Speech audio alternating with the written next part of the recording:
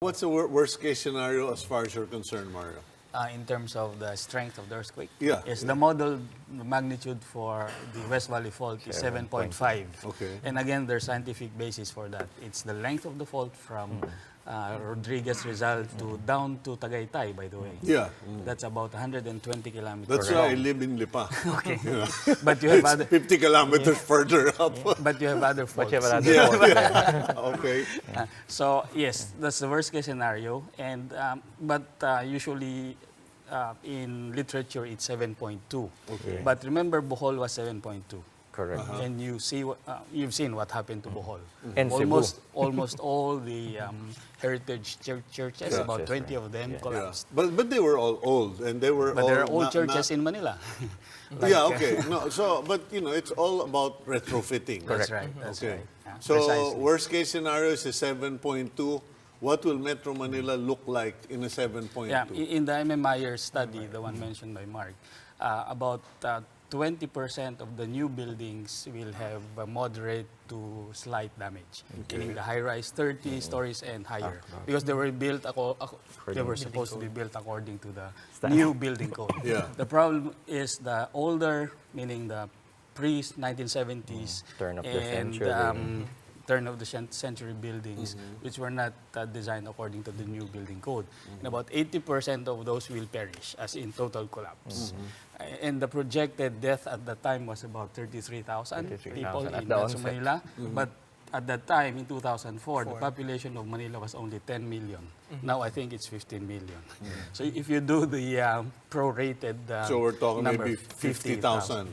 Yes. We have made preparedness actions on that one in the NDRRMC level. Part of our simulations is what if an earthquake is generated off the coast of Metro Manila. I think Okay. it's the Manila Trench Manila that is being identified here. Yeah. So there will be a major earthquake that will affect the coastal section west of Central Luzon, including the Philippines and Southern Luzon. Cavite, Laguna, Manila, Bataan. Malabon, Navotas, yeah.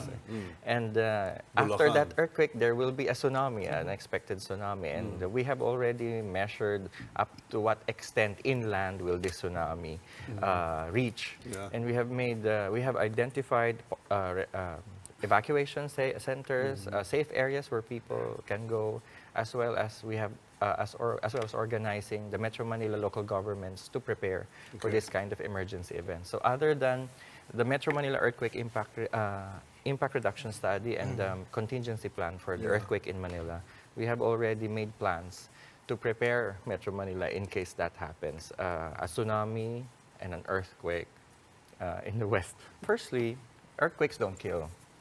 It's the human structures that collapse that kill the falling debris. Yeah. And in these evacuation centers must be identified for specific hazards. For the covered courts, basketball courts, these are evacuation centers in cases of storm, flooding, etc. But when it comes to earthquakes, and this has been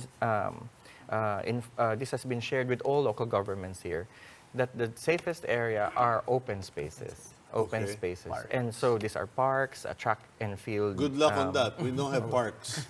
In Metro Manila, maybe you have 10 parks. We have identified a number of areas. For example, we have this golf clubs, golf parks.